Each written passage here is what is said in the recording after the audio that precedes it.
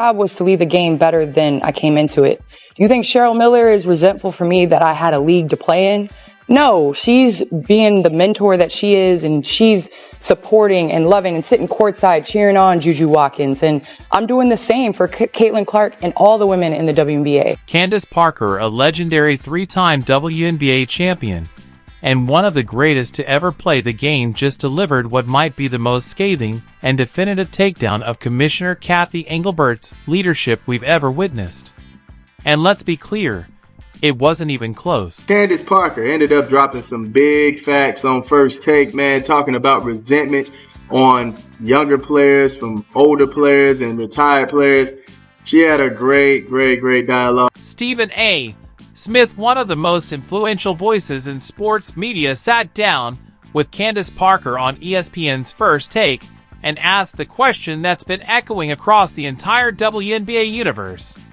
He cut straight to the heart of the conversation. Is there truth to the so-called resentment narrative surrounding Caitlin Clark, and are veteran players starting to feel overlooked as women's basketball enters a bold new era? When we look at the WNBA, whether we've speculated about resentment or whatever it is, ultimately it comes down to the fact that there were an abundance of women in the WNBA doing tremendous work on behalf of the WNBA and the game of basketball, and you just sense that folks were feeling an absence of appreciation for what they had done and what their collective contribution was to bring the WNBA to where it is now and where it evidently is going.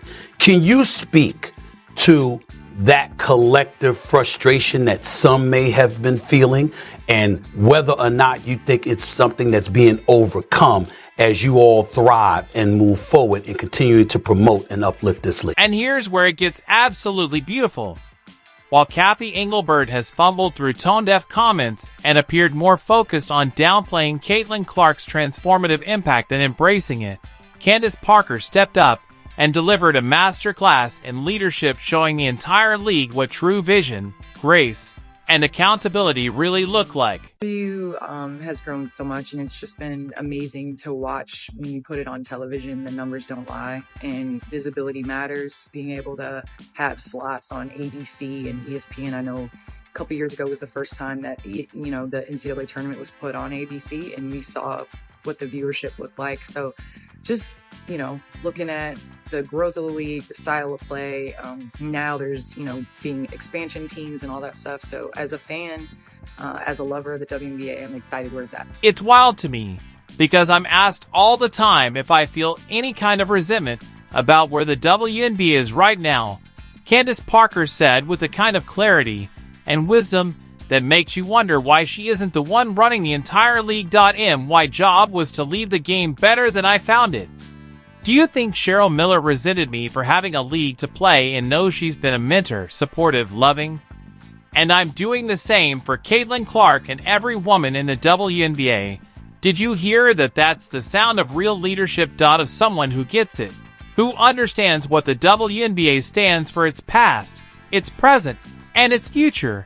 And the contrast? It couldn't be clearer, because what Candace Parker just gave us is everything Cathy Engelbert hasn't. I'm like, Candace Parker, look, you shouldn't feel that way.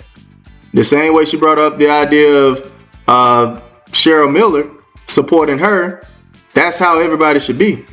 But it's more so of they want to paint the narrative that it's a white and black thing going on. And now that toxic energy is spilling over to people who don't even watch the games. So now they feel like they are a part of the league just because they know or feel like they know what's going on with the race thing. Like, cut it out, man. Player could get hurt or whatever.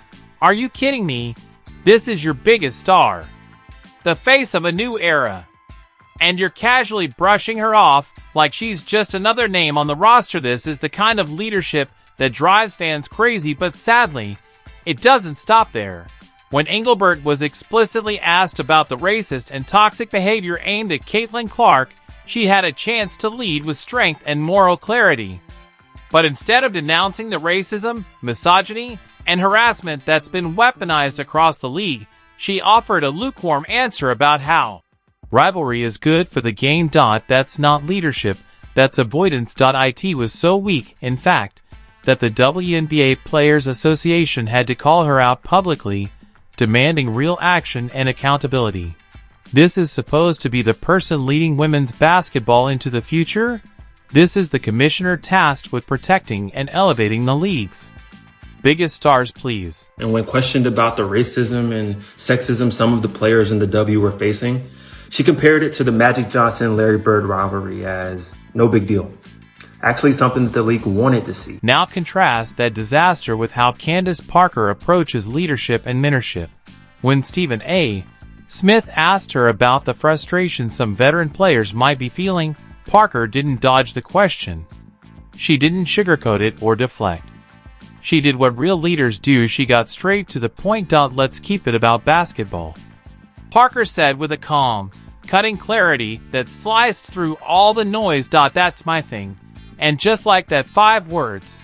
Let's keep it about basketball. That's not just a quote, that's a philosophy. Point 1 that could save the WNBA from the leadership vacuum it's stuck in right now. While Engelbert is out here making awkward comments about injuries and fumbling opportunities to address racism and harassment head on, Candace Parker is locked in on what actually matters, the game itself, and the players who make it extraordinary. Parker went on, I think that rivalry is super important. I think conversation is super important. But I want to keep it within the lines of the game, and I think that's what's most important. That's someone who understands the balance. Yes, we need storylines. Yes, we need passion, debate, competition, but we don't need toxicity. We don't need division. And we definitely don't need leadership that ignores the real issues. Candace Parker gets it. Kathy Engelbert? Still lost. Now everybody has a Twitter finger. Everybody can have reach to, the WNBA and make comments. But really the key is let's keep it about basketball. That's my thing. And when we do that, then we're able to really grow the game and what it represents. There are some talented players that have been in this league. But now, because of visibility, listen, I still know the Dominique Wilkins. I still know, all of those players, the Dr. J's and all that stuff. I don't think they're not salty that MJ came along and grew the game. I mean, that's what it is. And so I think that the WNBA as a whole is in an amazing place. Now it's about business to me. It's about taking care of business and making sure. I would like to see, and I'll say this in the CBA, I would like to see more roster spots because we can't have 11 or 12 women on a team. You got to lean into the player growth and player development. And here's what makes this moment even more powerful. Stephen A. Smith, one of Caitlin Clark's most vocal supporters since she entered the league, immediately recognized what he was hearing from Candace Parker. You could see it in his face, in his body language. This wasn't just another media segment, this was a moment of truth. Across from him sat someone who actually gets it. Someone who understands what the WNBA needs right now. And O spin. No deflection. Just leadership, vision, and purpose. Stephen A. has been saying for months how crucial Caitlin Clark is to the growth and future of the WNBA. He's watched Kathy Engelbert fumble interview after interview, failing to embrace the league's biggest new star, failing to unite the game's past with its future. So, when he hears Candace Parker speak with such clarity, grace, and strength when she talks about mentorship, rivalry, and keeping it about basketball, he's thinking the same thing every WNBA fan is thinking. Why isn't she running the league? Merchandise sales were also up 450% for the WNBA, according to Fanatics, and Clark was the top-selling player and is 5th among athletes across all sports. Fanatics also reported a 100% increase in sales for WNBA-specific merchandise. It started with Caitlin Clark.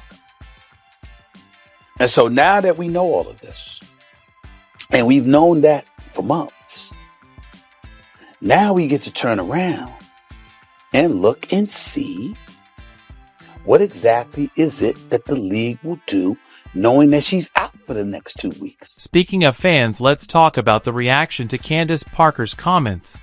Social media exploded with praise after her first take appearance. The timeline was flooded with comments like, "Finally, someone with common sense. This is what real leadership looks like." And honestly, it's hard to argue. Fans have been frustrated with Cathy Engelbert's leadership for months, watching her downplay Caitlin Clark's impact, stumble through questions about racism and toxicity, and generally come across as disconnected from the moment the WNBA is in right now.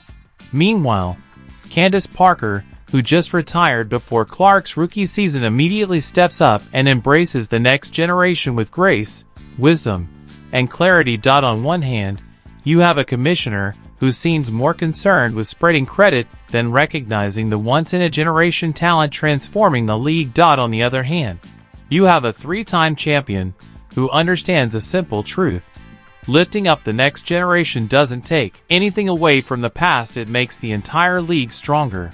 Happening. Tell us what happened. Tell us when it happened. Tell us the measures that you plan to put in place to stop this from happening. Put a name on it, Cathy. You come out and talk to the league. You come out and talk to the media. You come out and talk to the fans about what's going on. Candace Parker understands something that Cathy Engelbert doesn't. Caitlin Clark isn't just a good player, she's a rare talent who has changed how many people see and follow women's basketball. Parker knows this because she was once that kind of game changer herself. When Parker started in 2008, she was the first player to win both Rookie of the Year and MVP in the same season. She knew how important it was to be the face of the league and the pressure that comes with it. That's why when she talks about Caitlin Clark, she speaks with respect and understanding because she's been through it. Parker said, "My job was to leave the game better than I found it." This shows how her leadership is different from Engelbert's. Parker wants to support and help the next generation, not compete with them for attention or credit.